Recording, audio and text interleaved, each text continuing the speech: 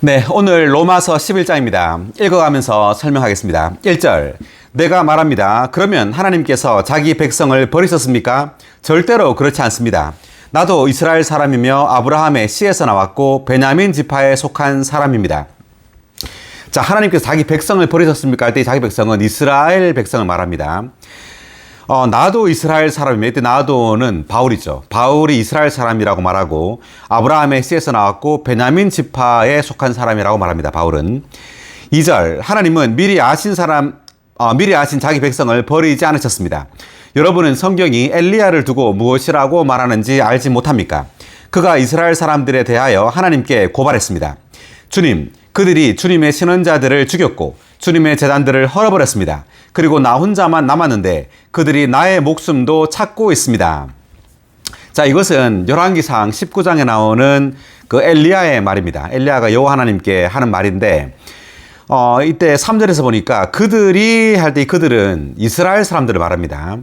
그 이스라엘 사람들이 주님의 신원자들을 죽였고 주님의 제단들을 헐어버렸습니다. 그리고 나 혼자만 남았는데 그들이 나의 목숨도 찾고 있습니다. 이렇게 말했습니다.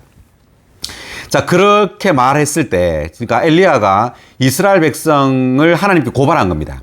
그랬을 때 그 하나님의 대답은 4절에서 그러나 그에게 하신 하나님의 대답이 무엇입니까? 내가 나를 위하여 바알에게 무릎을 꿇지 않은 사람 7,000명을 남겨두었다라고 하셨습니다. 그러니까 엘리야만 남아있는 게 아니란 말이죠. 엘리야 빼고 나머지 이스라엘 사람들 모두가 다 이렇게 잘못된 바알에게 무릎을 꿇은 것이 아니란 말입니다.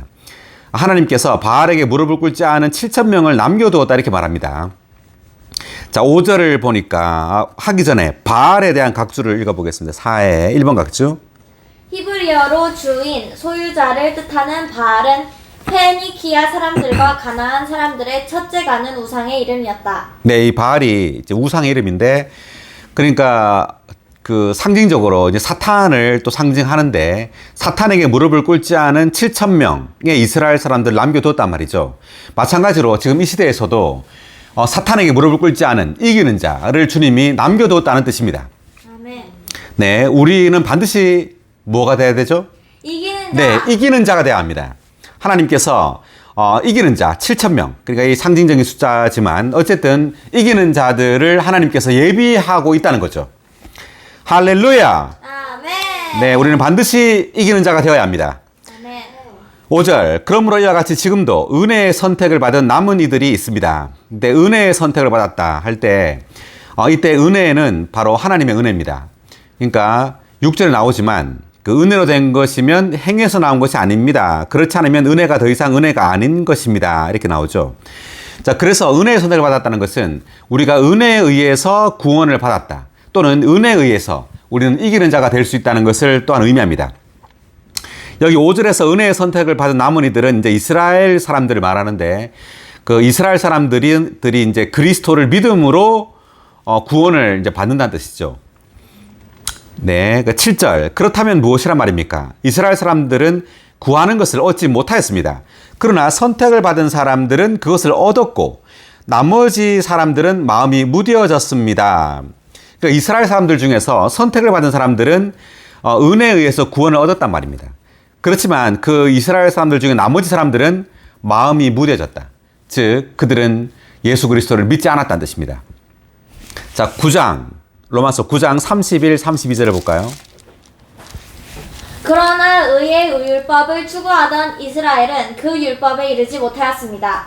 왜 그렇게 되었습니까? 그것은 그들이 믿음으로가 아니라 행위로 추구하였기 때문입니다. 그들은 걸림돌에 걸려 넘어진 것입니다. 그러니까 의의 율법을 추구하던 이스라엘은 그 율법을 이루지 못했다. 즉 행위로 자신의 의로운 행위로 의를 얻으려고 했던 이 이스라엘 백성들은 그 율법에 이르지 못했다. 즉 의롭게 되지 못했다는 뜻이죠. 그래서 왜냐하면 그들이 믿음으로가 아니라 예수 그리스도를 믿음으로가 아니라 행위로 추구했기 때문이다 라고 말합니다. 그들은 걸림돌에, 이 걸림돌은 그리스도입니다. 그리스도에게 걸려 넘어진 것입니다 라고 말했습니다. 할렐루야. 네, 우리는 행위가 아닌 무엇으로? 믿음으로. 믿음. 네, 믿음으로 의롭게 되어야 합니다. 아멘. 자, 8절. 이것은 성경에 하나님께서 바로 오늘날까지 그들에게 혼미한 영과 보지 못하는 눈과 듣지 못하는 귀를 주셨다라고 기록된 것과 같습니다. 다윗도 말했습니다. 그들의 잔치상이 그들에게 덫과 함정과 걸려 넘어지게 하는 것과 보복이 되게 하시고 그들의 눈을 어둡게 하시어 볼 수 없게 하시며 그들의 등을 항상 굽게 하소서. 이제 다윗이 이렇게 말했다는 거고요. 11절 내가 말합니다. 그러면 그들이 걸려 넘어져서 망하게 되었다는 말입니까? 절대로 그렇지 않습니다. 그러나 그들의 잘못 때문에 오히려 구원이 이방인들에게 이르게 되었는데 그것은 이스라엘이 시기하도록 하려는 것입니다. 그러니까 이스라엘 민족들이 믿지 않음으로 그 구원이 즉 그리스도가 누구에게 이르렀단 말이죠? 이방인에게 이르렀단 말입니다. 우리에게 이르게 된 겁니다. 이스라엘이 그리스도를 거절함으로. 자, 여기 11의 1번 각주 볼까요? 걸려 넘어져서 망하게 되었단 말입니까? 에 대한 각주. 이스라엘은 그리스도라는 걸림돌에 걸려 넘어졌지만 망하지는 않았다. 다만 그들의 잘못 때문에 하나님의 구원이 이방인들에게 이르게 된 것이다. 이것은 하나님의 선택 안에 있는 그분의 경륜이다. 네, 하나님의 구원이 이방인들에게 이르게 되었죠. 그 이스라엘의 잘못 때문에 이 잘못은 바로 그리스도를 배척하고 거절했다는 것입니다. 그 사도행전 13장 46절을 한번 보겠습니다. 바울과 바나바가 담대하게 말하였다. 하나님의 말씀을 먼저 여러분에게 전할 필요가 있었지만 여러분이 그 말씀을 배척하고 영원한 생명을 받을 자격이 없다고 스스로 판단하기 때문에 이제 우리는 이방인들에게로 향합니다. 그러니까 바울과 바나바가 한 말인데 하나님의 말씀을 이제 유대인들에게 전했지만 그들이 말씀을 배척했죠. 그래서 스스로 영원한 생명을 받을 자격이 없다고 판단했다고 합니다. 바울이. 그래서 우리는 이제 이방인들에게로 이 복음을 가지고 간다는 뜻이죠. 그래서 이방인인 우리에게 이 복음이 이르렀습니다. 할렐루야! 이제 그리스도께서 우리에게 오셨습니다. 아멘. 놀랍습니다. 우리는 믿음을 통하여 이제 구원을 얻게 되었습니다. 아멘. 12절 그러나 그들의 잘못으로 세상이 부유하게 되고 그들의 결핍으로 이방인들이 부유하게 되었다면 그들의 수가 다 찰 때에는 얼마나 풍성하게 되겠습니까? 이때 그들의 잘못은 이스라엘의 잘못을 말합니다. 그리고 그들의 결핍, 이스라엘의 결핍이죠. 이것으로 인해서 이방인들이 부유하게 됐다. 무엇으로? 그리스도로 인해 부유하게 됐단 말입니다. 13절 내가 이방인인 여러분에게 말합니다. 내가 이방인들의 사도이므로 나의 사역을 영광스럽게 여깁니다. 아무쪼록 나는 나의 동족이 시기나도록 하여 그들 가운데 얼마나도 구원하려 합니다. 그들이 제쳐지는 것이 세상의 화목이 된다면 그들이 다시 받아들여지는 것은 죽은 사람들 가운데서 살아나는 것이 아니고 무엇이겠습니까? 그들이 다시 받아들여진다는 것은 이제 이스라엘이 다시 예수 그리스도를 믿게 된다는 것을 의미합니다. 자, 믿게 된다는 것은 죽은 사람이 살아나는 것과 같다. 이렇게 말하는 거죠, 바울이. 자, 16절. 들여진 반죽 덩어리의 첫 부분이 거룩하면 반죽 덩어리 전체도 거룩하고 뿌리가 거룩하면 가지들도 거룩합니다. 그러나 몇몇 가지들이 꺾여졌고 야생 올리브 나무인 그대가 꺾어진 가지들 자리에 접붙여져서 올리브 나무의 기름진 뿌리에 함께 참여하게 되었다면 17절은 이제 굉장히 중요한 구절인데 자, 몇몇 가지들이 꺾어졌고 이때 이 가지들은 이스라엘을 말합니다. 이스라엘이 그리스도를 믿지 않음으로 꺾어졌다는 뜻이에요. 그리고 야생 올리브 나무인 그대, 이것은 바로 이방인들입니다. 자, 이방인들인 우리가 바로 야생 올리브 나무라고 이제 바울이 말했고요. 자, 야생 올리브 나무인 그대가 꺾어진 가지들 자리, 이때 이스라엘이죠. 이스라엘이 예수를 믿지 않음으로 꺾어졌는데 거기에 접붙여졌다 이 말입니다. 접붙여졌어. 그러니까 이스라엘에게 우리가 접붙여졌다는 뜻이에요. 접붙여져서 올리브 나무의 기름진 뿌리에 함께 참여하게 되었다면 자, 이때 올리브 나무는 이스라엘 나라를 말합니다. 이스라엘 나라의 기름진 뿌리에 함께 참여하게 되었다. 이 말은 무슨 말이냐? 자, 먼저 여기 17의 2번 각주 먼저 읽어보겠습니다. 올리브 나무의 기름진 뿌리에 함께 참여하게 되었다. 호세아서 11장 1절을 인용한 마태복음 2장 15절에 있는 이집트에서 내 아들을 불러내었다라는 말씀에 따르면 그리스도와 참된 이스라엘은 하나의 실체이다. 자, 이게 무슨 말이냐면 그 마태복음 2장 15절 한번 펴보겠습니다. 마태복음 네, 2장 15절. 우리가 마태복음 2장 할 때 했었는데, 헤롯이 죽을 때까지 거기 있었으니 이것은 주님께서 신원자를 통해 이집트에서 내 아들을 불러내었다 라고 하신 말씀을 이루시려는 것이었다. 이 말씀이 지금 호세아서 11장 1절의 말씀입니다. 따옴표 친 부분이. 이집트에서 내 아들을 불러내었다 할 때 이 호세아서에서의 내 아들은 이스라엘을 가리킵니다.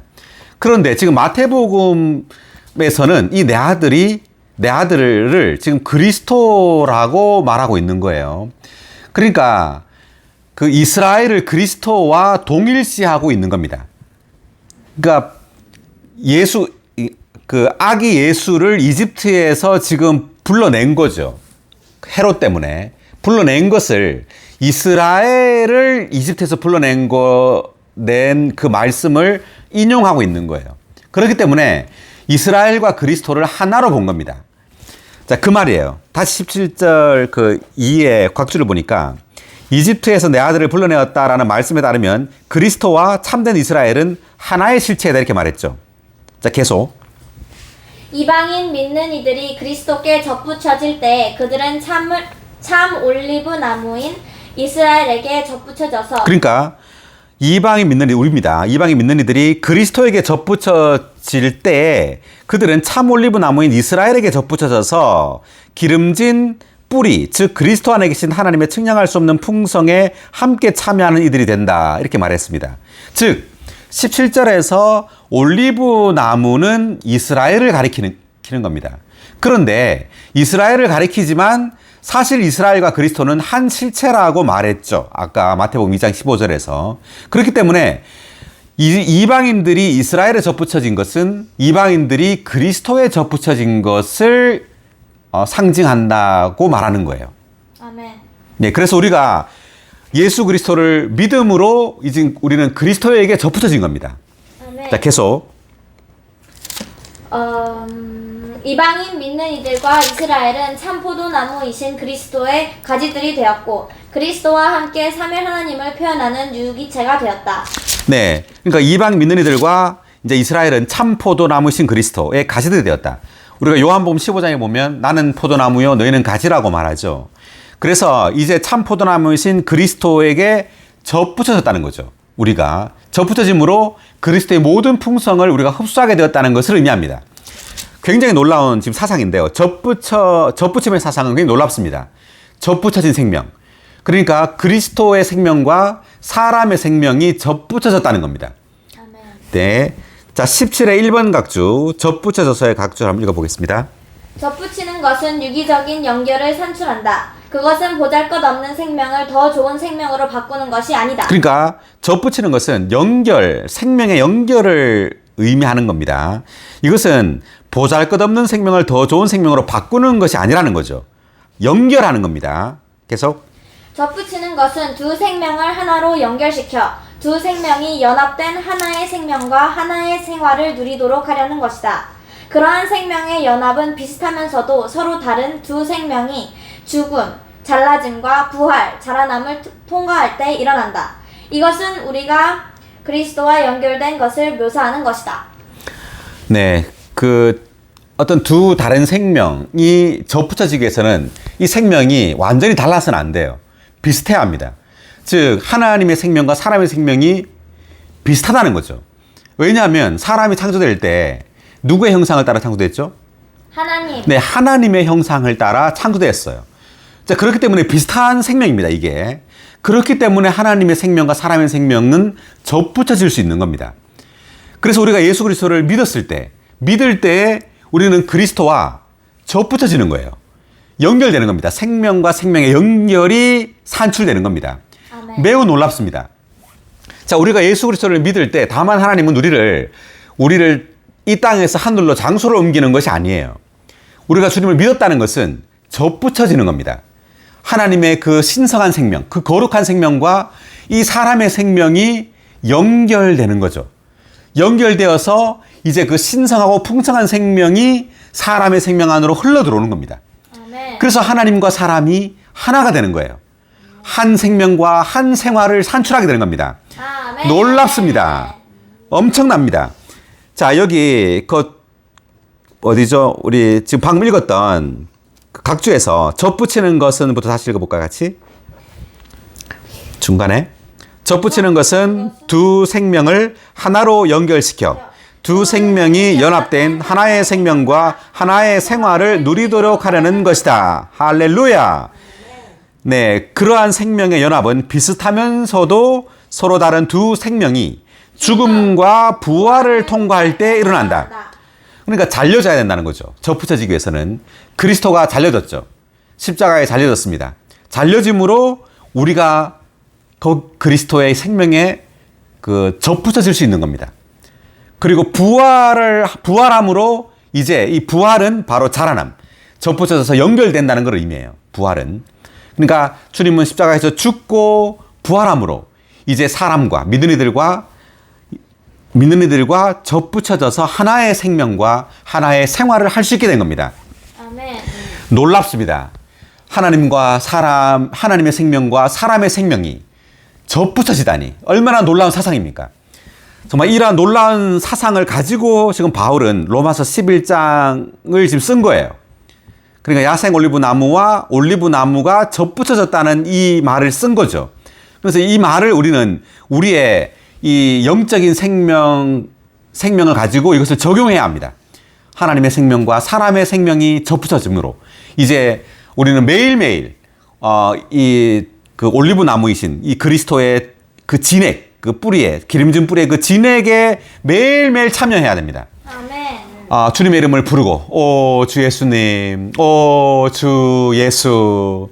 네, 이렇게 부를 때마다 우리는 그분의 그 신성한 생명에 접붙여져서 그 생명의 그 풍성을 우리 존재 안으로 받아들이고 흡수하게 되는 겁니다. 아멘. 놀랍습니다. 네, 주님의 이름을 부르고 찬송하고 기도할 때 우리는 그리스도와 계속해서 접붙여져서 그분의 그 모든 풍성을 우리는 흡수합니다. 아멘. 네, 18절 계속해서 읽겠습니다. 그 가지들에게 자랑하지 마십시오. 자랑한다 해도 그대가 뿌리를 지탱해 주는 것이 아니라 뿌리가 그대를 지탱해 준다는 것을 기억하십시오. 자, 계속하기 전에 17절을 다시 한번 읽어볼까요, 같이? 그러나 몇몇 가지들이 꺾어졌고 야생 올리브 나무인 그대가 꺾어진 가지들 자리에 접붙여져서 올리브 나무의 기름진 뿌리에 함께 참여하게 되었다면 아멘. 오, 야생 올리브 나무인 그대가 꺾어진 가지들 자리에 접붙여져서 올리브 나무의 기름진 뿌리에 함께 참여하게 되었다면 아멘. 오, 올리브 나무의 기름진 뿌리. 오, 그리스도. 네, 그리스도의 풍성에 우리는 함께 참여하게 되었습니다. 아멘. 할렐루야. 할렐루야. 엄청납니다. 자, 19절. 그러면 그대는 가지들이 꺾인 것은 내가 접붙여지기 위한 것이다 라고 할 것입니다. 옳습니다. 그들은 불신으로 말미암아 꺾어졌고 그대는 믿음으로 말미암아 서 있습니다. 교만한 생각을 품지 말고 오히려 두려워하십시오. 자, 이때 그들은 이스라엘을 말합니다. 20절에서. 자, 이스라엘 사람들은 불신으로 말미암아 꺾어졌다고 말합니다. 예수 그리스도를 믿지 않았죠. 그러므로 그들은 꺾어졌습니다. 그리고 그대는 이방인들이죠. 그대는 믿음으로 말미암아 서 있습니다. 즉 우리는 그리스도를 믿음으로 이제 그리스도에게 접붙여진 겁니다. 교만한 생각을 품지 말고 오히려 두려워하십시오. 왜냐하면 하나님께서 본래의 가지들도 아끼지 않으셨다면 그대도 아끼지 않으실 것이기 때문입니다. 자, 본래의 가지들이 바로 이스라엘 사람들이죠. 자, 이스라엘 사람들을 아끼지 않으셨다면 이방인들도 아끼지 않을 거란 말이죠. 그러므로 우리는 믿음을 저버리지 말아야 합니다. 계속해서 우리는 주님을 믿어야 합니다. 아멘. 계속해서 그분과 연결되어야 합니다. 아멘. 네, 22절. 그러므로 하나님께서 인자하시고 엄격하시다는 것을 아십시오. 넘어진 자들에게는 엄격하시지만 그대가 하나님께서 인자하게 대하시는 데에 계속하여 머문다면 그분께서 그대를 인자하게 대하실 것입니다. 그렇지 않으면 그대도 잘라질 것입니다. 자, 하나님께서 인자하시고 엄격하시다. 인자하시다는 것은 우리가 그 믿음에 의해서 그분과 이제 계속해서 접붙여져 있는 그 상태를 말하는 겁니다. 그리고 엄격하다는 것은 우리가 그분을 불신할 때 꺾여진다는 것을 말하는 거예요. 그 다음 23절. 또한 그들이 불신 가운데 머물러 있지 않는다면 그들도 접붙여질 것인데 왜냐하면 하나님은 그들을 다시 접붙이실 수 있으시기 때문입니다. 그들은 이스라엘 사람들입니다. 이스라엘 사람들을 주님은 다시 접붙이실 수 있다고 말합니다. 실제로 주님께서 다시 오실 때 이스라엘은 구원을 얻게 됩니다. 자, 스가랴서 12장 10절을 보겠습니다.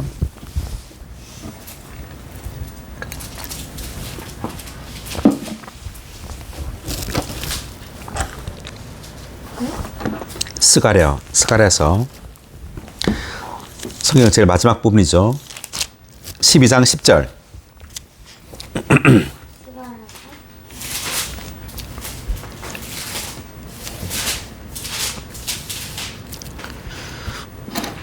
자, 하기 전에 23절에 1번 각주를 제가 다시 접붙이실 수 있다에 대한 각주를 읽어보겠습니다. 이 일은 주님께서 두 번째 오실 때 일어날 것인데 그때 이스라엘 민족의 남은 이들이 회개하고 돌이켜서 주님을 그들의 메시아로 믿고 구원받을 것이다. 자, 이게 지금 스가랴 12장 10절에 나옵니다. 읽어볼까요?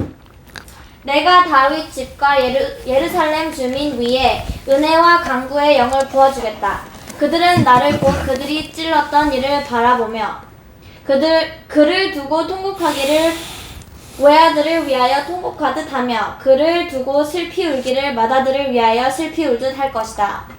네, 10절에 보니까 은혜와 강구의 영을 부어주겠다. 이제 이스라엘 백성들에게 부어주겠단 말입니다. 주님 다시 오실 때. 자, 여기 각주를 10의 1번 그 은혜 강구의 영에 대한 각주 읽어볼까요? 사도행전 2장에서 하나님께서 모든 육체 위에 그분의 영을 부어주셨을 때 3,000명이 구원을 받았다. 그러나 하나님께서 예루살렘 주민들에게 은혜의 영을 부어주실 때에는 수많은 이스라엘 사람들, 심지어 그때 살아있을 이스라엘 족속 전체가 구원받을 것이다. 여기에 있는 은혜의 영은 사도행전 1장 8절과 2장 1절부터 4절까지에 있는 능력의 영과 대조된다. 예, 그러니까 사도행전 2장에서 우리가 오순절날 능력의 영이 부어졌죠. 그래서 3,000명의 사람들이 구원을 받았습니다. 그런데 지금 여기에 예루살렘 주민들, 그러니까 이스라엘 민족에게 주님 다시 오실 때는 은혜의 영이 부어진다고 하죠. 그래서 그때는 살아있을 이스라엘 족속 전체가 구원을 받을 것이다. 이렇게 말합니다. 그래서 사도행전에서는 그 능력의 영을 강조하고 있고요. 여기서는 지금 은혜의 영을 강조하고 있는 겁니다. 계속해서. 능력의 영은 우리를 강건하게 하기 위한 것이지만 은혜의 영은 우리를 삼일 하나님의 누림 안으로 이끌기 위한 것이다. 사도행전 2장의 은혜 시대, 곧 교회 시대의 초기에 그 영은 주로 능력의 영이었다. 그러나 2절, 곧 은혜 시대의 끝인 그 완결에 이르러 그 영은 주로 삼일 하나님을 누리도록 은혜의 영이 되실 것이다.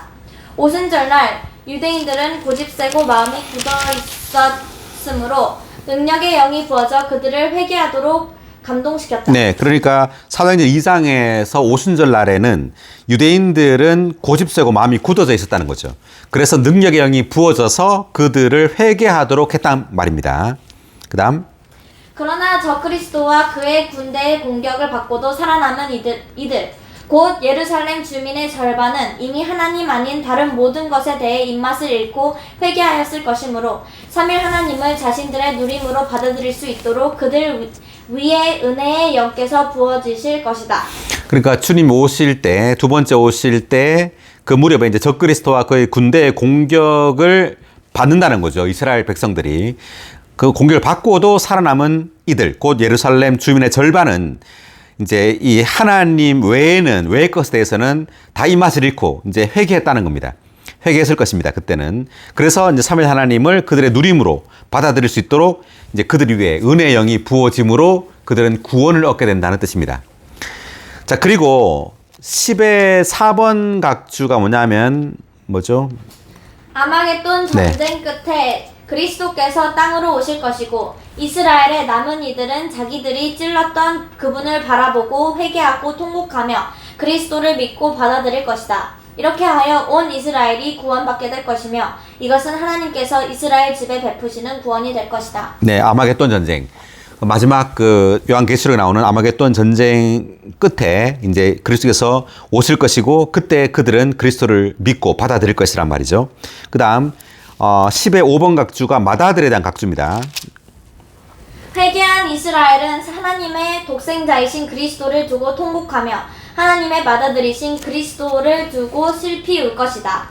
그리스도께서 독생자이신 것은 우리가 구속받고 영원한 생명을 얻도록 하시기 위한 것이다. 네, 그러니까 그리스도께서 독생자이신 것은 우리가 구속받고 영원한 생명을 얻도록 하기 위한 것이고, 그다음 그리스도께서 죽음과 부활을 통과하여 맏아들이 되신 것은 우리가 하나님의 아들들이 되어 상속자로서 하나님의 존재의 모든 풍성을 유업으로 얻도록 하시기 위한 것, 즉 삼위 하나님의 모든 풍성을 받아들이고 그것에 참여하며 누리도록 하시기 위한 것이다. 그러니까 맏아들이신 방면, 주님이 맏아들로서 오신다는 방면은 이제 삼위 하나님, 우리가 하나님의 아들들이 되어 상속자로서 하나님의 존재의 모든 풍성을 유업으로 얻도록 하기 위한 것이라는 거죠. 네, 여기까지 읽겠습니다.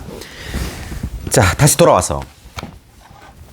그래서 지금 23절에서 이스라엘 백성들이 다시 이제 구원을 얻게 된다. 주님 돌아오실 때 다시 접붙인다는 말씀입니다.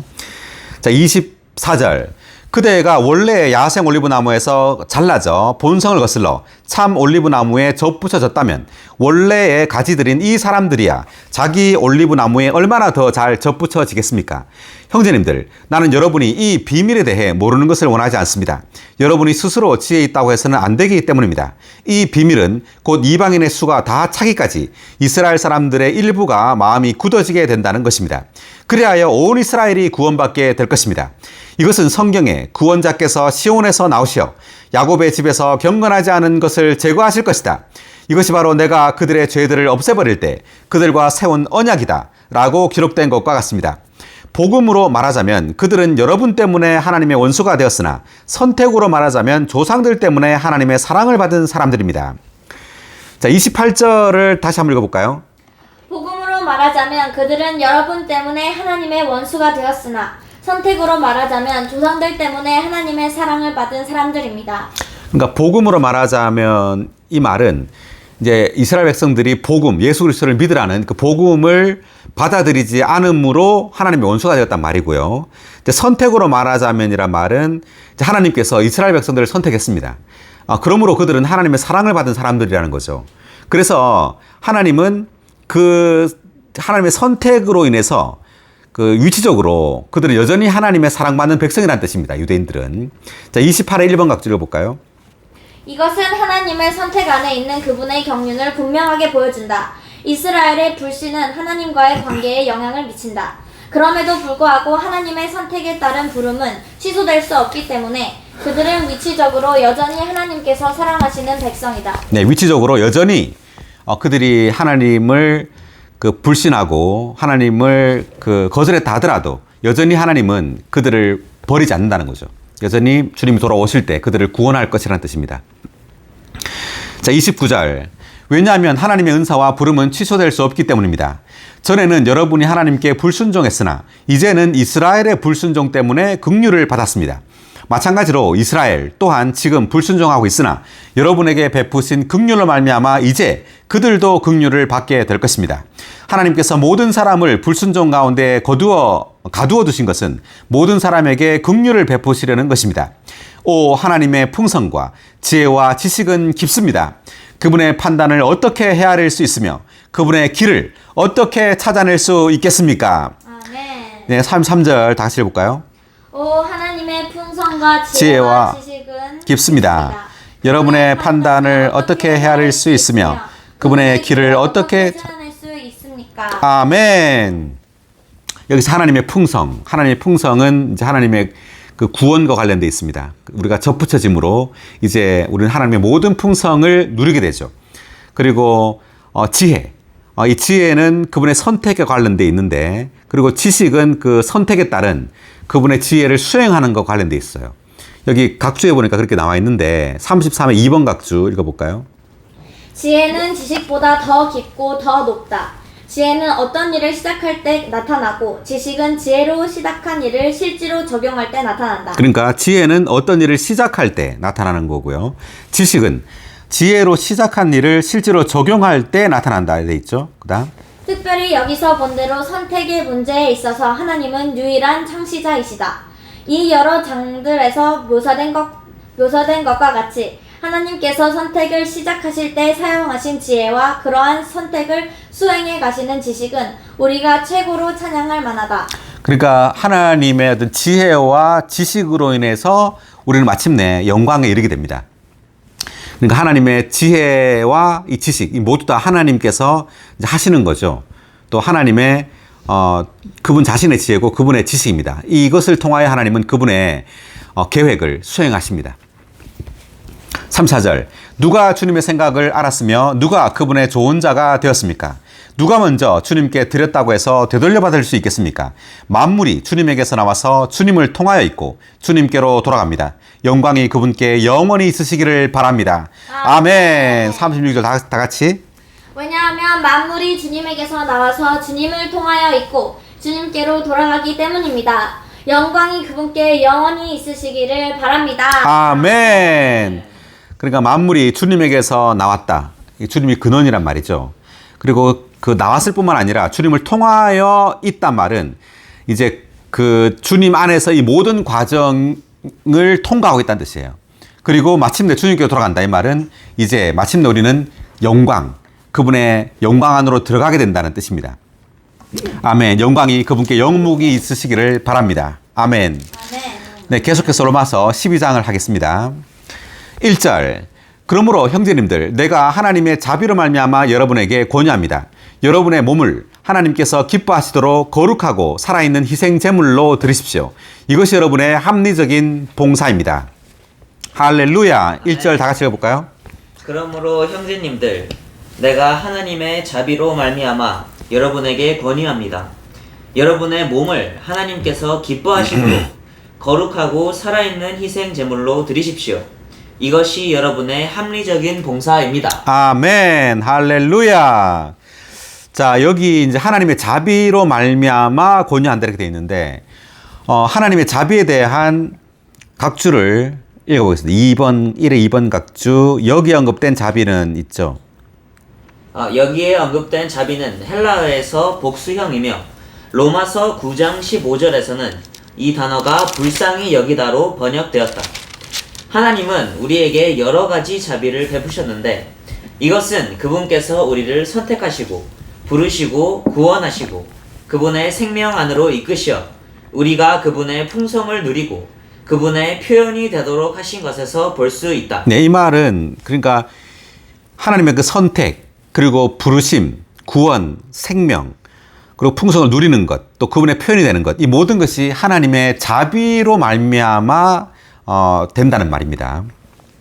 계속. 근거와 원동력이 되는 이 많은 자비로 말미암아 사도는 하나님의 목적을 이루기 위하여 하나님께 우리 몸을 드리라고 권유했다. 아멘. 그러니까 하나님의 구원의 그 모든 방면들은 하나님의 자비로 말미암은 겁니다. 우리에게 매일매일 하나님의 자비가 필요합니다. 다만 우리의 행위와 노력으로 이것이 되는 것이 아니라 하나님의 자비가 우리에게 매일매일 임해야 합니다. 오, 하나님의 자비, 주여 우리에게 자비를 베푸소서. 매일매일 하나님의 자비가 우리에게 필요합니다. 아멘. 이렇게 우리가 기도할 필요가 있습니다. 그리고요, 여러분의 몸을 하나님께서 기뻐하시도록 거룩하고 살아있는 희생제물로 드리라 이렇게 말했는데, 자, 우리가 로마서 1장부터 이제 8장까지가 하나님의 구원의 전반부입니다. 그리고 그 9장부터 11장까지가 어떤 삽입 부분이라고 할 수가 있어요. 삽입된 부분이라고 할 수 있습니다. 그래서 이제 하나님의 구원의 이제 전반부 이후에 이제 후반부가 뭐냐면 이제 12장부터가 하나님의 구원의 완전한 구원의 후반부인데, 여기에서 우리는 그리스도의 몸으로서 몸의 한 지체들로서 우리가 이 교회 생활을 하는 것에 대해서 나옵니다. 12장부터 교회 생활 또는 몸의 생활. 그래서 우리는 구원을 얻고 난 이후에도 주님의 어떤 그런 생명을 얻고 난 이후에 우리에게 교회 생활 또는 몸의 생활이 필요한데, 이러한 몸의 생활을 실행하는 데 있어서 먼저 우리의 몸을 주님께 드리라고 이렇게 말하고 있죠. 이제 1절에서. 그래서 여러분의 몸을 하나님께서 기뻐하시도록 거룩하고 살아있는 희생 제물로 드리라고 말합니다. 거룩하고 살아있는 희생 제물. 구약시대 때에는 제사장들이 양이나 소를 그 하나님께 드렸습니다. 근데 신약 시대의 이 제물은 바로 우리입니다. 믿는 이들이 제물이에요. 그러니까 구약의 그 양과 소와 이런 제물들이 사실 그리스도를 예표하죠. 자, 그리스도를 예표하는데 이것을 바울은 지금 이 제물들을 믿는 이들을 예표하는 것으로 지금 해석하고 있는 겁니다. 그래서 우리는 하나님께 희생 제물로 우리가 하나님께 드려지는데 이것은 우리가 바로 그리스도와 동일시되고 그리스도와 하나 되고 그리스도로 적셔짐으로 우리가 하나님께 드려지는 희생 제물이 된다는 뜻이에요. 아멘. 그러므로 우리는 매일매일 우리는 거룩해지고 있고 매일매일 살아있게 됩니다. 어떻게 해요? 그리스도를 누림으로. 그리스도를 누림으로 우리는 그리스도화되고 있는 거죠. 그리스도화됨으로 우리는 거룩하고 살아있는 희생 제물이 되는 겁니다. 그럴 때 우리는 하나님께 드려지는 이런 희생 제물이 되는 겁니다. 여기 1회 4번 살아있는 희생 제물에 대한 각주를 읽어보죠.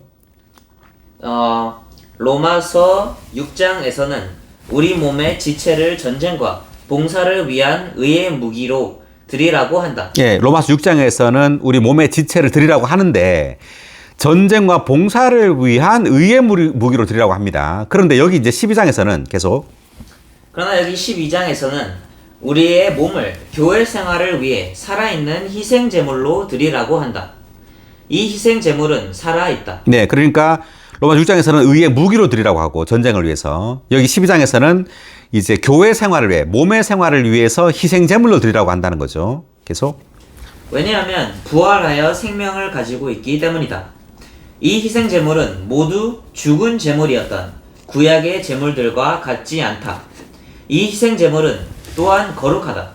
왜냐하면 위치적으로는 그리스도의 피로 말미암아 세상과 속된 모든 사람들과 일들과 사물들에서 하나님께 속하도록 분별되었기 때문이고 또 기질적으로는 하나님의 생명과 거룩한 본성을 가지신 성령으로 말미암아 타고난 생명과 옛 창조물이 하나님의 만족을 위하여 거룩하게 되고 변화되었기 때문이다.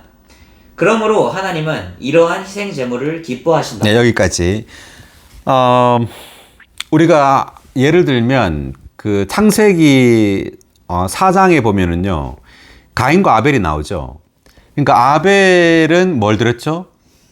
양을 드렸죠. 하나님께 제물로. 근데 가인은요. 곡식을 드렸습니다. 근데 하나님께서 누구의 그 제물을 받으신 거예요? 아벨. 네, 아벨의 그 양을 받았죠. 희생제물인 양을 받았습니다. 자, 이 양은 그리스도를 상징하는데, 그리스도를 상징하지만 또한 이 양은 아벨 자신을 또한 상징합니다. 이제 아벨은 그리스도를 드리는, 즉 그리스도로 적셔지고 그리스도에서 거룩하게 변화된 그러한 삶을 살았던 겁니다. 그래서 하나님은 아벨의 그 양을 받은 거예요. 그러니까 하나님은 그리스도만을 받습니다. 제물로. 그러니까 우리는 반드시 그리스도화 되어야 돼요. 어떻게 그리스도화 되느냐 하면 거룩해짐으로 우리는 그리스도화 됩니다. 거룩해짐으로 우리는 희생제물이 돼요. 네, 그래서 오직 하나님은 그리스도만을 희생제물로 받는다는 것을 기억해야 합니다. 뭐라고요? 그리스도만을 희생제물로 받는다. 네, 그렇습니다. 그래서 여기 각주를 이제 보니까 하나님의 생명과 거룩한 본성을 가지신 성령으로 말미암아 타고난 생명과 옛 창조물이 하나님의 만족을 위하여 거룩하게 되고 변화되기 때문이다 이렇게 말했죠. 그러므로 하나님은 이러한 희생제물을 기뻐하신다. 거룩하고 변화된 그리스도화된 희생제물, 즉 우리를 하나님은 받으신다는 거죠. 아멘. 할렐루야. 네, 그러므로 우리는 누군가를 또 목양할 때도 그들에게 그리스도를 공급해야 합니다. 그래서 그들로 하여금 거룩하고 살아있는 희생제물이 될 수 있도록 하나님께서 받으실 수 있는 제물이 될 수 있도록 그들을 이렇게 희생제물로 그들을 이제 온전케 해야 되는 겁니다. 아멘. 우리가 로마서 15장 16절을 먼저 한번 읽어볼게요. 이 은혜로 나는 이방인들을 위한 그리스도 예수님의 사역자, 곧 하나님의 복음에 수고하는 제사장이 되었습니다. 그것은 이방인들이 성령 안에서 거룩하게 되어 하나님께서 기쁘게 받으실 만한 제물이 되게 하려는 것이었습니다. 아멘. 바울은 하나님의 복음에 수고하는 제사장이 되었다 이렇게 말하죠. 그 제사장이 하는 일은 희생제물을 드리는 겁니다. 하나님께. 근데 희생제물이 누구냐 하면 성령 안에서 거룩하게 된 바로 이 이방인들, 이 성도들입니다. 성도들을 드리는 거죠. 바울은. 그 16의 3번 각주. 바울이 하나님의 복음의 제사장이 되어 이방인들에게 그리스도를 공급한 것은 하나님을 섬기는 제사장의 봉사였고 그가 복음을 전파하여 얻은 이방인들은 하나님께 드린 제물이었다. 네, 여기 나오죠. 그러니까 바울은 하나님의 복음의 제사장으로서 이방인들에게 그리스도를 공급했다는 겁니다. 그리스도를 계속 그들에게 먹였다는 거죠.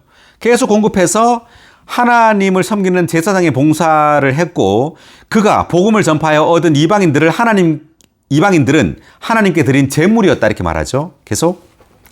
이 제사장 봉사로 말미암아 더럽고 불결했던 많은 이방인이 성령 안에서 거룩하게 되었고 하나님께서 기쁘게 받으실 만한 제물이 되었다. 네, 그러니까 우리가 그리스도를 공급함으로 이제 그리스도는 그들 안으로 역사에 들어가서 그들로 하여금 성령 안에서 거룩하게 되는 겁니다. 그래서 하나님께서 기쁘게 받으실 만한 제물이 된다는 거죠. 계속.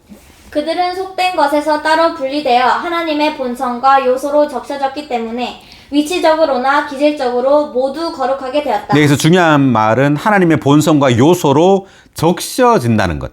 자, 우리 신약의 봉사는 사람들을 하나님의 본성과 요소로 적셔지게 해야 합니다.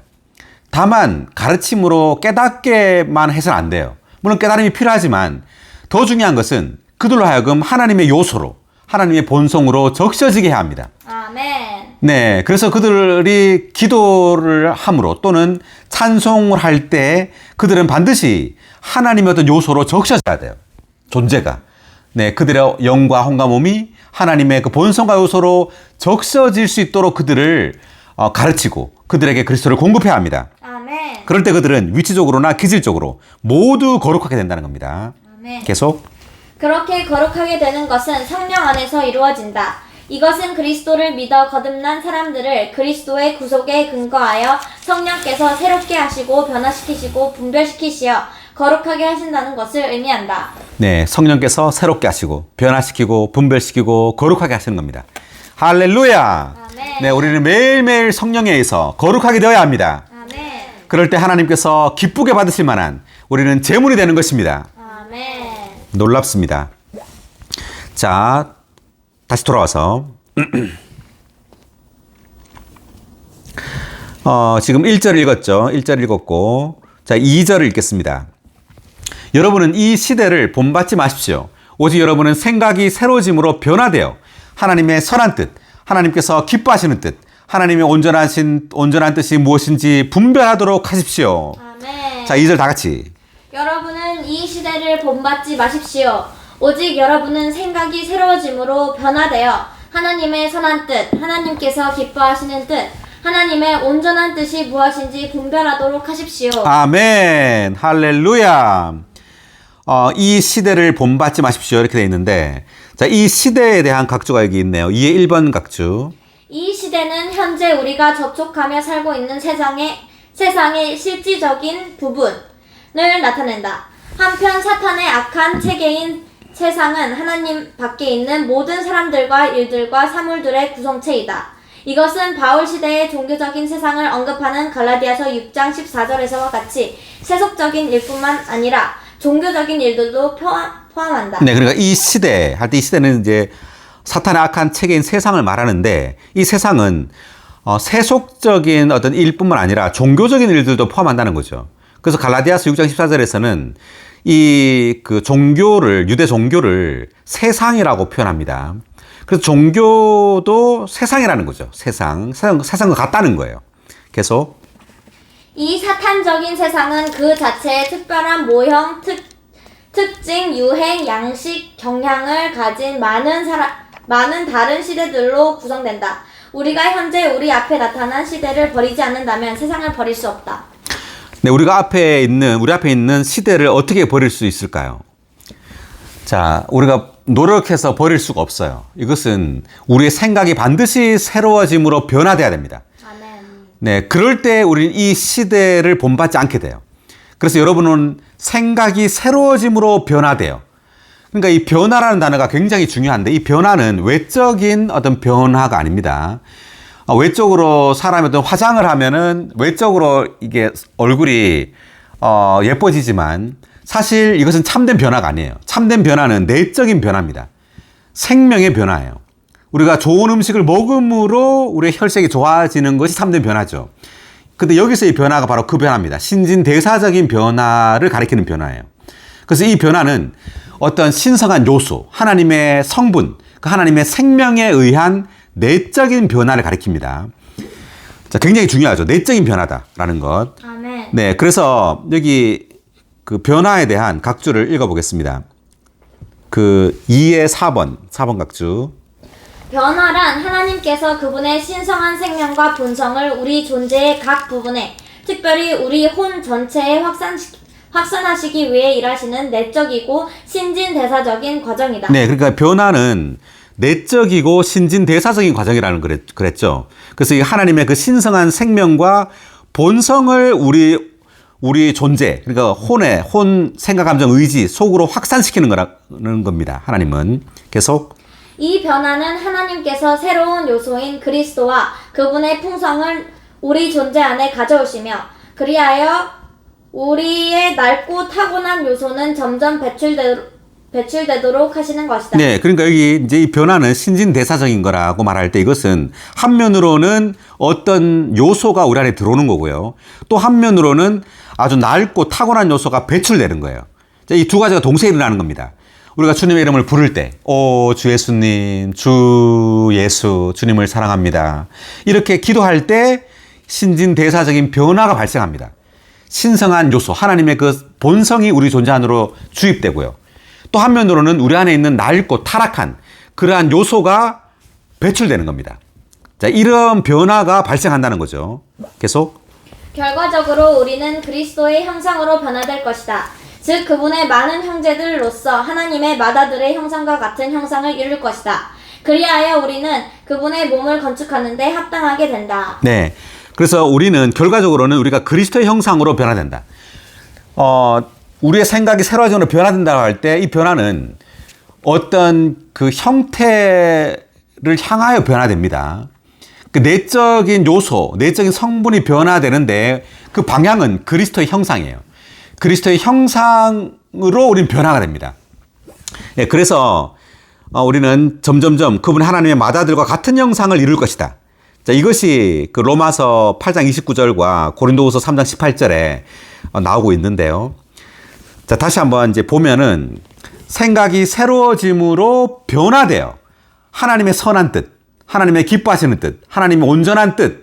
자, 세 가지 이제 다른 표현을 하고 있네요. 하나님의 뜻에 대해서. 처음에는 뭐죠? 선한 뜻이라고 그러고, 그 다음 두 번째는 기뻐하시는 뜻, 그리고 온전한 뜻. 예, 다 똑같은 말이에요. 똑같은 말인데, 그러면 이 하나님의 뜻이 뭔가? 이것은 바로 그리스도의 몸입니다. 우리가 몸의 생활을 하는 거예요. 이것이 바로 하나님의 뜻입니다. 우리의 생각이 새로워짐으로 변화될 때 우리는 하나님의 그 선하고 기뻐하시고 온전한 뜻이 무엇인지를 알게 되고 분별하게 됩니다. 이것이 점점 밝아지게 돼요. 그럴 때 우리는 그것을 위하여 살게 됩니다. 네, 하나님의 그 뜻을 위하여 살게 되죠. 그것이 바로 하나님의 집, 하나님의 그 거처의 건축을 위하여 살게 됩니다. 그리고 그 거처로 우리는 건축되게 돼요. 자, 우리가 창세기 28장 12절. 야곱은 꿈을 꾸었다. 꿈에 보니 땅 위에 사다리가 세워져 있는데 그 꼭대기는 하늘을 닿았고 하나님의 천사들이 그 사다리 위를 오르락 내리락 하고 있었다. 자, 야곱의 꿈입니다. 이제 무슨 꿈을 꾼 거죠? 사다리. 예, 사다리 꿈이죠. 사다리를 본 거예요. 근데 사다리가 어떻게 되어 있어요? 꼭대기는 하늘에 닿았고 땅 위에. 예, 땅 위에 세워져 있는데 꼭대기가 하늘에 닿는 꿈이죠. 그리고 그 위에 하나님의 천사들이 사다리를 오르락내리락 하고 있죠. 자, 이 꿈을 꾸고 야곱이 이제 이 꿈을 꿨는데, 이 꿈을 꾸고 야곱이 잠에서 깨어나서 어떤 행동을 했는지 한번 볼까요? 17, 18절 읽어볼까요? 그가 두려워하며 말하였다. 이곳이 얼마나 두려운 곳인가. 이곳은 다름 아닌 하나님의 집이며 하늘의 문이구나. 자, 이곳은 뭐라고요? 하나님의 집. 네, 하나님의 집, 하나님의 하늘의 문이라 그러죠. 그러니까 야곱은 이 꿈을 꾸고 난 다음에 이것을 하나님의 집이라고 말했습니다. 그리고 하늘의 문이라고 말했어요. 그 다음 18절. 야곱은 아침 일찍 일어나 머리에 뱉던 돌을 가져다가 기둥으로 세우고 그 꼭대기에 기름을 부었다. 자, 이 꿈을 꾸고 난 다음에 야곱이 한 행동이 뭐죠, 지금? 뱉던 돌을 가져다가 기둥으로 세우고 그 꼭대기에 기름을 부었습니다. 네, 잠을 잘 때 뱉던 그 돌을 이렇게 세웠어요. 그리고 세운 다음에 기름을 부었습니다. 그리고 그곳의 이름을 19절에 보니까 베델이라고 하였습니다. 이 베델이 하나님의 집이라는 뜻입니다. 자, 그러면 이 야곱의 꿈을 통해서 우리가 볼 수 있는 계시가 있는데요. 이 야곱의 꿈은 가장 중요한, 성경에서 가장 중요한 우리에게 이상을 보여주고 있어요. 그것은 바로 하나님의 집에 대한 계시입니다. 자, 야곱은 사다리 꿈을 꿨습니다. 자, 이 사다리는 뭘 상징할까요? 예수 그리스도입니다. 자, 이걸 어떻게 하느냐면 요한복음 1장 51절에서 사람의 아들을 위해 오르락내락 한다고 이제 예수님이 말합니다. 자, 요한복음 1장 51절 볼까요?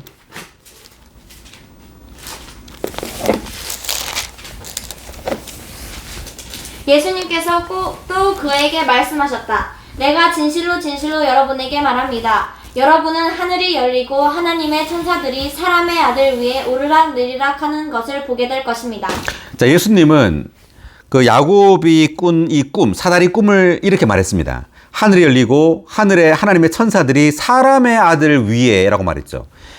그 야곱의 꿈에서는 사다리라고 말했지만 주님은 사람의 아들이라고 말했습니다. 이 사람의 아들이 바로 예수 그리스도를 말하는 겁니다.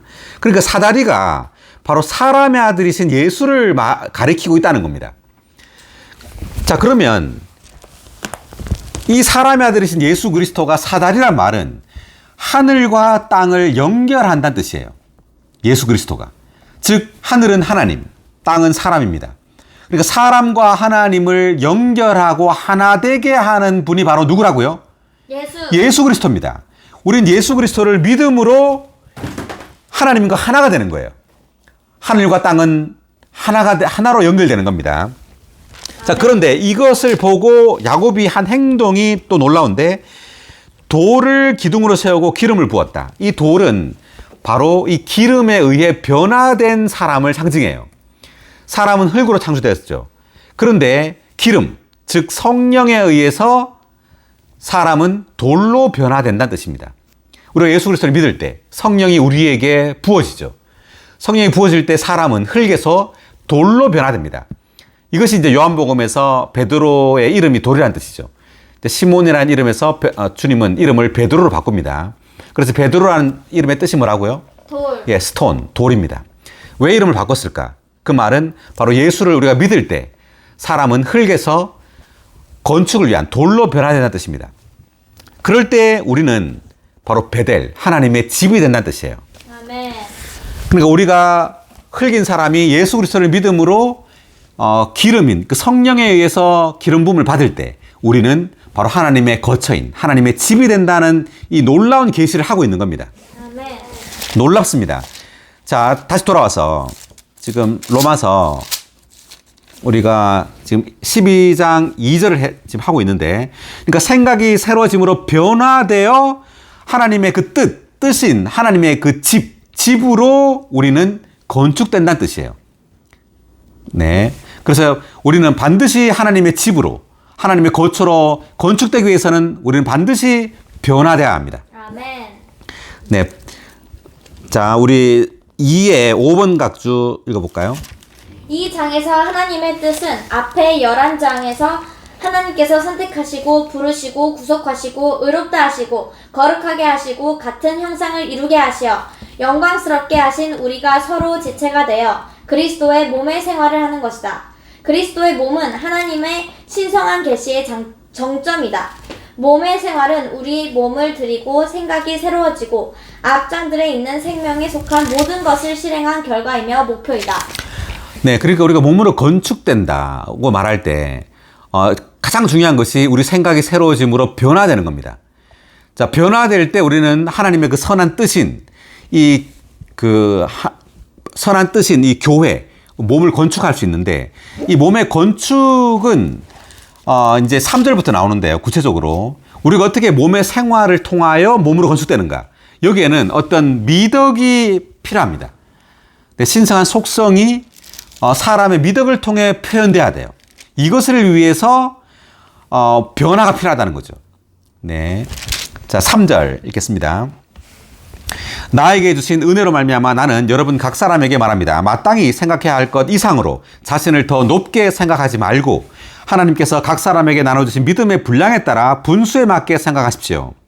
자, 이게 무슨 말이냐면 우리가 몸으로 건축될 때 건축 이제 되잖아요. 건축됨에 있어 중요한 것은 우리가 다른 사람보다 자신을 더 높게 생각해서 된단 말입니까? 안 된단 말이에요? 안 된다. 안 된단 말이에요. 우리는 다 동일한 몸의 지체입니다. 지체이기 때문에 중요한 것은 자신을 다른 사람보다 더 높게 생각해서는 안 된단 말이에요.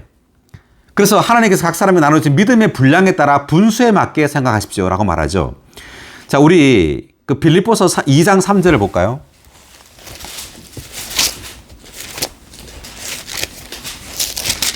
어떤 일도 이기적인 야심으로 하지 말고 헛된 영광을 위해 하지 말며 오직 생각을 낮추어 서로 자기보다 남을 낮게 여기십시오. 네. 어떤 일도 이기적인 야심을 하지 말고 헛된 영광을 위해 하지 말며 오직 생각을 낮추어 서로 자기보다 남을 낮게 여기십시오. 4절 각자 자기의 장점만 귀하게 여기지 말고 다른 사람들의 장점도 귀하게 여기십시오. 이게 이제 몸의 생활입니다.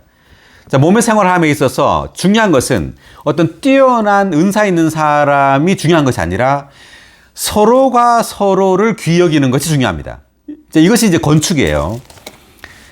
자, 그 다음 여기 3의 1번 각주 자신을 더 높게 생각하지 말고에 대한 각주 읽어보겠습니다. 즉 평가하지. 만일 우리가 합당한 교회 생활을 하려 한다면 먼저 우리 자신을 스스로 높게 평가하는 것을 깨트려야 한다.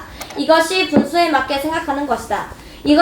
이것을 위해서는 그리스도의 생명이 우리 생각 안에 있는 모든 부정적인 요소들을 삼킴으로써 우리의 생각이 새로워져야 한다.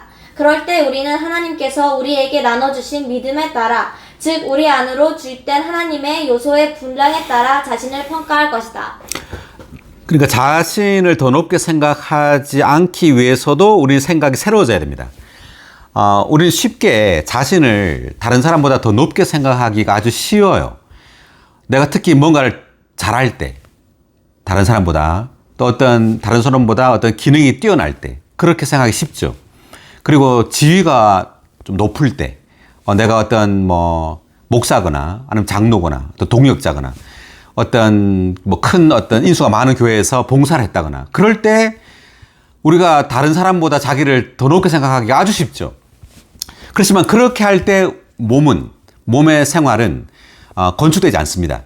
우린 반드시 나보다 다른 이들을 더 낮게 생각해야 합니다. 자, 그래서 이것을 이제 바울은 계속 말하고 있는 4절 읽어보겠습니다. 한 몸에 많은 지체가 있지만 모든 지체가 같은 기능을 가진 것이 아닙니다. 이와 같이 우리 많은 사람도 그리스도 안에서 한 몸이며 각 사람이 서로 지체들입니다. 자, 기능의 차이일 뿐이지 높고 낮음의 차이가 아니란 말이죠. 자, 누가 어떤 것을 한다고 할 때 잘하죠. 그러니까 눈의 기능이 있고 손의 기능이 다르죠. 발의 기능이 다릅니다. 기능의 차이지 높고 낮음의 차이가 아니란 말입니다. 몸은. 그러니까 우리가 그리스도의 몸이죠. 우리는 그리스도의 몸에 우리 많은 지체입니다. 자, 이 말은 우리는 지체로서 높고 낮음의 문제가 아니라 어떤 기능이 다른 문제라는 겁니다. 이것은. 자, 그래서 여기 4의 1번 각주 읽어볼까요? 기능에 대한 각주. 기능은 그리스도의 몸 안에서 봉사하기 위한 것이다. 기능을 발휘하려면 생명, 곧 신성한 표현을 위한 신성한 생명이 있어야 한다. 네, 그래서 기능은 그리스도의 몸 안에서 봉사하기 위한 것이다. 기능을 발휘하려면 생명, 곧 신성한 표현을 위한 신성한 생명이 있어야 한다. 그래서 생명이 자랄수록 우리의 기능은 더 잘 발휘됩니다. 자, 5절에 1번 각주 읽어볼까요? 1번. 우리는 그리스도 안에서 한 몸으로 그리스도와 유기적으로 연결되어 있다. 이 연결은 우리를 그리스도와 생명 안에서 하나가 되게 하고 또 몸의 다른 모든 지체와 하나가 되게 한다. 몸이란 어떤 조직이나 단체가 아니라 전적으로 우리가 그리스도와 함께 생명 안에서 연결되어 산출된 유기체이다. 네, 성경은 이 교회를 몸이라고 말하죠. 그러니까 몸은 어떤 조직체가 아니에요. 조직체는 어떤 계급이 있겠죠. 지위가 있고. 그렇지만 몸은 아니에요. 몸은 조직이나 단체가 아니라 유기체입니다. 그러니까 유기적으로 자연스럽게 기능이 나타나요. 생명의 또 분량에 따라 그 기능이 나타나고, 그 분량이 많다고 해서 지위가 높거나 그런 게 아니라는 거죠. 네. 자, 그래서 이 몸이라는 것은 조직이 아니라는 것. 이것을 우리는 기억해야 하고요. 그리고 각 사람이 서로 지체다. 이 말은 서로 필요한 존재라는 말이에요. 서로 도와줘야 할 존재입니다. 자, 눈이 어떤 물체를 봤습니다. 그러면 이 어떤 물체, 제가 이것을, 형광펜을 집으려고 할 때, 눈이 못 집죠, 이걸. 손이 반드시 이것을 집어야 합니다. 그러니까 눈의 기능은 보는 거고, 손의 기능은 잡는 거죠. 기능이 다른 거예요. 다르고, 또 서로 도와줘야 합니다. 서로 돕는 관계이지, 높고 낮음의 관계가 아니라는 말입니다. 자, 그 다음, 6절 읽겠습니다. 우리에게 주신 은혜에 따라 각각 다른 은사들을 가지고 있습니다. 그것이 신원이면 믿음의 정도에 맞게 신원하십시오. 이때 은사는 은혜에 따른 은사입니다. 자, 6의 1번 각주 읽어볼까요? 은사에 대한 각주. 은사들은 우리에게 주신 은혜에 따라 받는 것이며 우리가 그리스도의 은혜를 체험한 결과이다. 이 은혜는 신성한 요소로 우리 안에 들어와 우리가 누리는 생명이 되신 그리스도 안에 계신 하나님이다. 이 은혜가 우리 안에 들어올 때 어떤 영적인 재능과 능력의 요소를 가져오고 이러한 요소는 생명의 성장과 함께 생명의 은사들로 발전되는데 그러니까 보니까 우리가 은혜를 누리죠. 은혜는 생명이신 그리스도입니다. 우리 안에 들어온 이 그리스도를 누릴 때 영적인 재능과 능력의 요소를 우리 안에 가지고 온다는 겁니다. 그럴 때 이러한 요소는 생명의 성장과 함께 생명의 은사들로 발전한다는 거죠. 이것은 우리가 그리스도의 몸 안에서 기능을 발휘하며 하나님을 섬기기 위한 것이다. 그러니까 생명이 자랄 때 자연히 여기에 영적인 재능과 어떤 능력의 요소가 함께 자란다는 겁니다. 자, 여기까지 읽고요. 그 다음 6절 읽었는데 6절 신원이면 믿음의 정도에 맞게 신원하십시오. 섬기는 일이면 그 섬기는 일에, 가르치는 사람이면 그 가르치는 일에, 권유하는 사람이면 그 권유하는 일에 신실하십시오. 나누어주는 사람은 뭐라고요? 단순하게. 네, 인도하는 사람은 부지런하게. 긍휼을 베푼 사람은 즐겁게 하십시오. 라고 나오죠. 그러니까 우리가 몸 안에서 어떤 각각의 은사와 어떤 기능이 있습니다. 그 기능들이 이제 발휘되는 걸 말하는 거예요. 발휘되는 걸 말하는 건데, 자, 나누어주는 사람은 어떻게? 단순하라 그랬죠. 복잡하면 안 돼요. 내가 누군가에게 어떤 물질을 나눠줄 수도 있죠. 나눠줄 때 우리는 복잡하게 생각해서는 안 됩니다. 그 어떤 지체가 이렇게 말을 하더라고요. 내가 어떤 가난한 지체가 있는데, 가난한 지체를 내가 도우려고 하는데, 이걸 도우면 이 지체가 오히려 이 회가 되지 않을까? 이 돈을 어디에 쓸까? 합당하게 쓸까? 막 이런 많은 복잡한 생각을 해서 결국은 이제 나눠주지 못하는 못하게 되더라고요. 그러니까 나눠주는 사람은 단순해야 돼요. 복잡하면 안 됩니다. 네, 주님의 어떤 그런 느낌이 있다면 단순하게 나눠줘야 됩니다. 아멘. 네, 그 사람이 돈을 어디에 어떻게 쓸까, 오히려 해가 되지 않을까, 망치는 건 아닐까, 이렇게 생각하면 못 주죠. 우리는 단순하게 도와줘야 되고, 또 인도하는 사람은 부지런해야 합니다. 게을러서는 안 되죠. 인도하는 사람은. 그리고 긍휼을 베푼 사람은 어떻게 해요? 즐겁게 해야 합니다. 네, 억지로 하지 말고.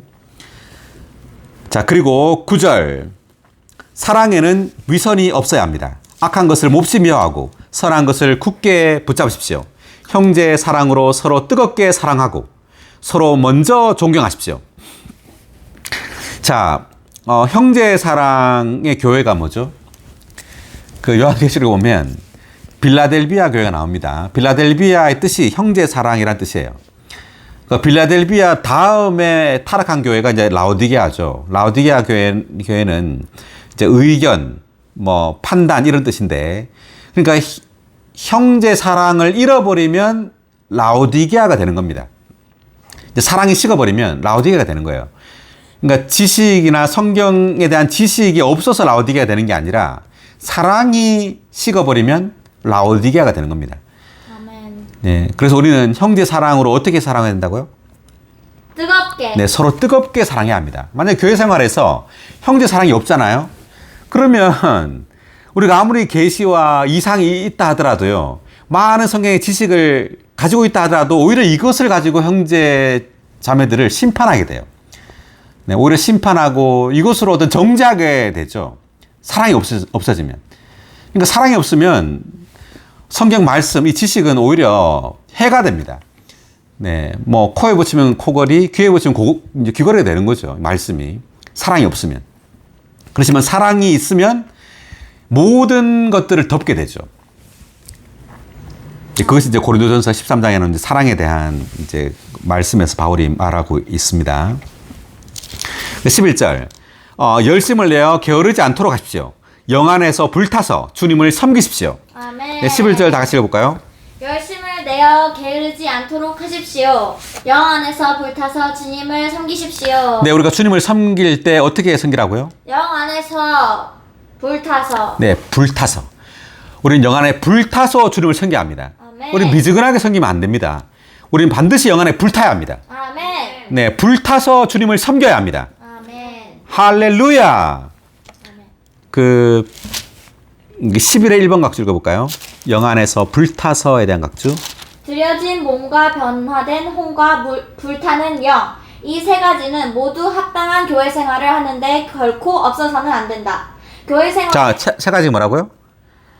들여진 몸. 예, 들여진 몸이 이제 1절에 나오고, 그 다음 변화된 혼. 변화된 혼이 이제 2절에서 생각이 새롭게 됨으로 변화돼야 할 때 나오죠. 생각의 변화. 그 다음 불타는 영. 불타는 영. 이 세 가지가 합당한 교회 생활에 반드시 이 세 가지 다 있어야 됩니다.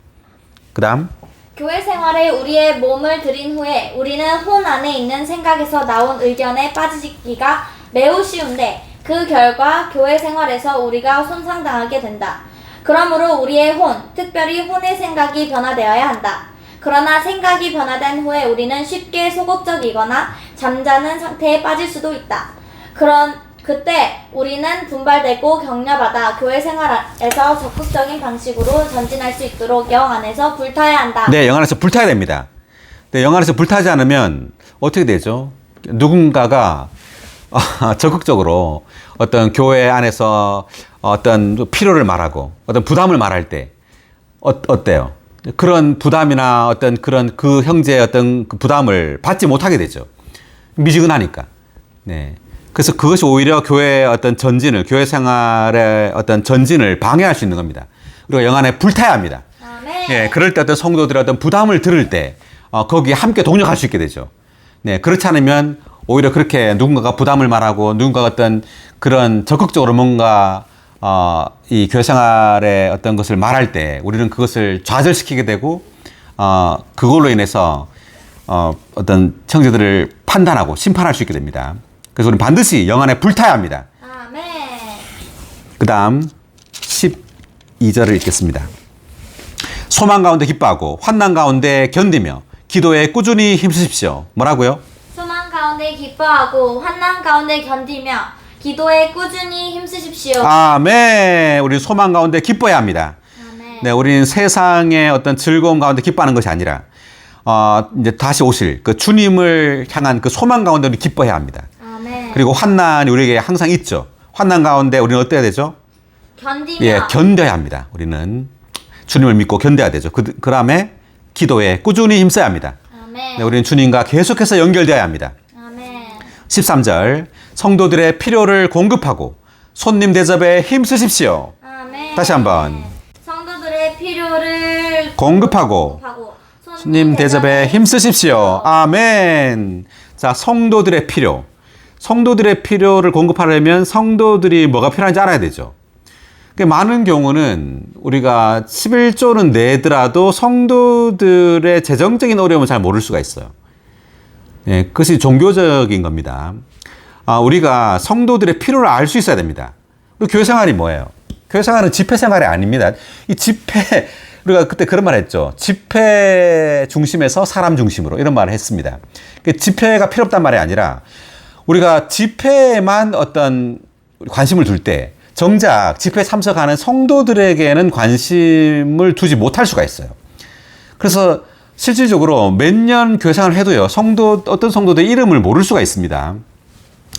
이름도 모르고 또 성도들이 어떤 필요가 있는지 전혀 모를 수가 있어요. 이것은 교회 생활이 아니죠. 몸의 생활이 아닙니다. 집회 생활일 수는 있어도. 예, 그것은 합당한 이런 몸의 생활, 교회 생활이 아니에요. 우리 반드시 성도들의 필요를 알아야 됩니다. 그리고 그 필요를 공급할 수 있어야 되죠. 아멘. 성도들의 어려움을 모르는 게 무슨 몸의 생활입니까? 그죠? 그래서 우리는 반드시 집회 중심에서 어떻게 해요? 사람 중심으로 우리는 변화돼야 됩니다. 아멘. 그리고 손님 대접에 임쓰라 이렇게 말했죠. 그래서 성도들, 교회 성도들도 돌봐야 되지만 또 교회 성도가 아니더라도 세상 사람들에게도 우리는 손님을 대접해야 되죠. 예, 손님 대접에 또 힘써야 합니다. 그렇게 함으로 그들에게 또 복음을 전해야 되죠. 아멘. 14절. 여러분을 박해하는 사람들을 축복하십시오. 축복하고 저주하지 마십시오.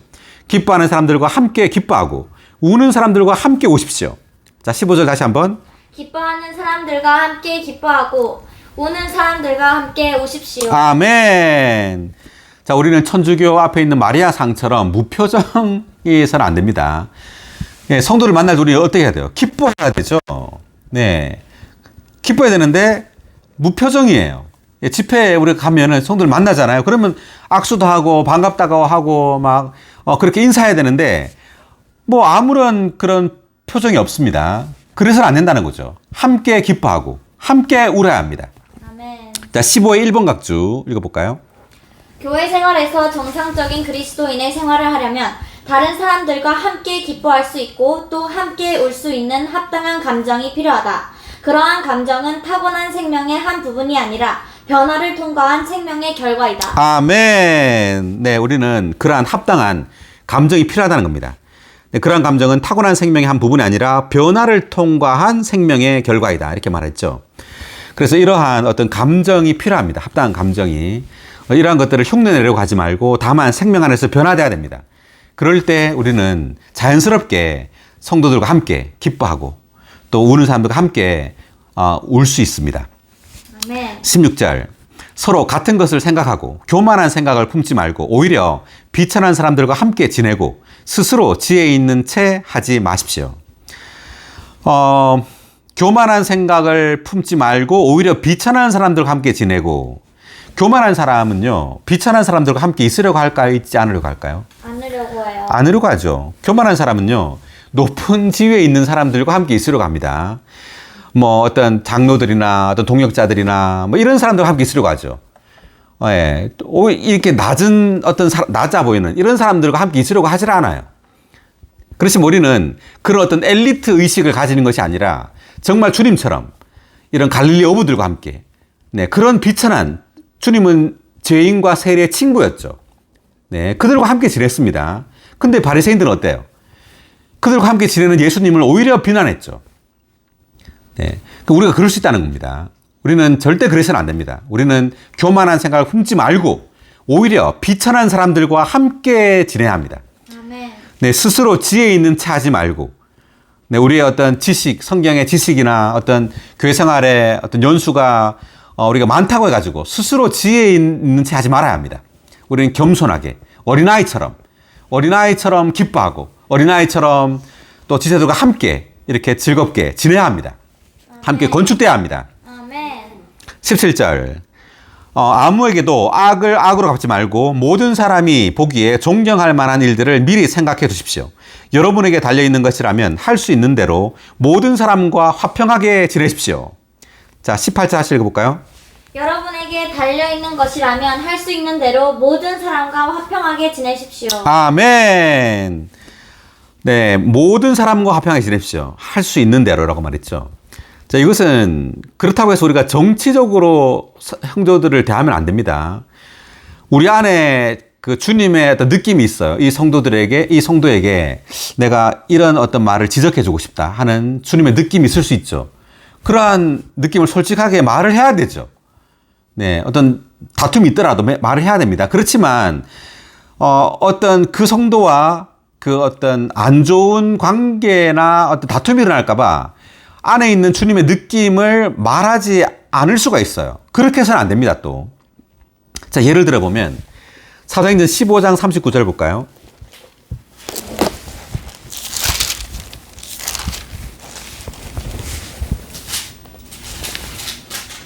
그래서 심한 다툼. 잠깐만, 37절부터.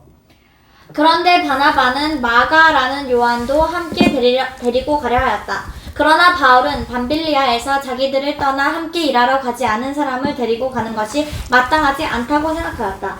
그래서 심한 다툼이 일어나 그들이 서로 갈라서니 바나바는 마가를 데리고 배를 타고 키프로스로 갔다. 그 바나바와 바울은 이제 서로 동역자였죠. 함께 사이가 좋았습니다. 그런데 이 바나바는 마가를 데리러 가려고 했습니다. 그런데 바울은 어떤 그 예전에 어떤 일 때문에 마가를 데리고 가는 것이 마땅하지 않다고 생각한 겁니다. 그래서 그렇게 말했겠죠. 그랬더니 어떻게 됐어요? 심한 다툼이 일어났습니다. 그래서 그들이 서로 갈라섰어요. 자, 그러면 누가 잘못한 거예요, 지금? 바나바가 마가를 데리고 가자고 했을 때 만약에 바울이 아멘 했으면 아무 문제가 없었잖아요. 그죠? 바울이 아멘 같이 갑시다 하면 아무 문제가 없었어요. 그런데 바울은 안에 있는 그 주님의 그 생명의 느낌을 말을 한 겁니다. 바나바에게. 그래서 같이 데려가는 것이 합당하지 않다고 말을 했습니다. 그랬더니 심한 다툼이 일어난 거예요. 그래서 갈라섰습니다. 자, 그러면 우리가 교회생활을 할 때 이런 일들이 있을 수 있어요. 우리가 어떤 지체가 뭔가 잘못했다거나 어떤 불법적인 일을 했다거나 그랬을 때 우리의 영 안에서 이런 말을 해줘야 될까 안 해줘야 될까요? 해줘야 돼. 해야 됩니다. 그렇지만 많은 경우는 안 해요. 다툴까 봐. 그래서 서로 사이가 안 좋아지고 서로 동력이 깨질까 봐. 예, 그래서는 안 되는 거예요. 안에 있는 또 주님의 어떤 느낌을 말을 해야 합니다. 우리 둘이 아무 일도 없다고 해서 서로 동력이 잘 되는 것이 아닙니다. 이건 정치적인 거죠. 그래서 우리가 이 바나바와 바울의 예처럼 우리 속에 있는 어떤 느낌을 말함으로 이러한 심한 다툼이 일어날 수도 있는 거라는 걸 알아야 합니다. 네. 다만 뭐 바깥에 우리 서로 아무 일 없이 잘 지내고 있다고 해서 서로 동력이 우린 잘 되고 있어. 이렇게 생각하는 것은 아주 종교적이고 천연적인 생각입니다. 우린 반드시 내 안에 있는 주님의 느낌을 솔직하게 말할 수도 있어야 한다는 것을 알아야 합니다. 아멘. 자, 19절. 사랑하는 여러분, 여러분이 직접 원수를 갚지 말고 하나님의 진노에 맡기십시오. 왜냐하면 성경에 주님께서 말씀하신다. 원수 갚는 것은 나의 일이니 내가 갚겠다 라고 기록되어 있기 때문입니다. 오히려 너의 원수가 굶주리거든 먹이고 목마르거든 마실 것을 주어라. 이렇게 함으로 내가 그의 머리에 숯불을 쌓게 될 것이다 라고 하였습니다. 악에게 지지 말고 선으로 악을 이기십시오. 아멘. 할렐루야. 아멘. 자, 우리가 직접 원수를 갚아야 될까요? 하나님께 맡겨야 될까요? 하나님께 맡겨야 돼요. 네, 하나님의 진노에 맡겨야 합니다. 자, 19의 1번 각주. 모든 주권은 하나님께 있다. 우리는 어떤 방법으로든지 우리 자신이 직접 원수를 갚아서는 안 되며 모든 상황을 주님의 주권적인 손에 맡겨 그분께서 원하시는 것은 무엇이든지 하시도록 입지를 드려야 한다. 아멘. 그렇습니다. 우리 모든 상황을 주님의 주권적인 손에 맡겨야 합니다. 네, 그래서 그분께서 어떤 일을 하실 수 있도록 그분께 입지를 드려야 합니다. 아멘. 네, 오늘 로마서 11장, 12장 강의를 여기까지 하겠습니다. 수고하셨습니다.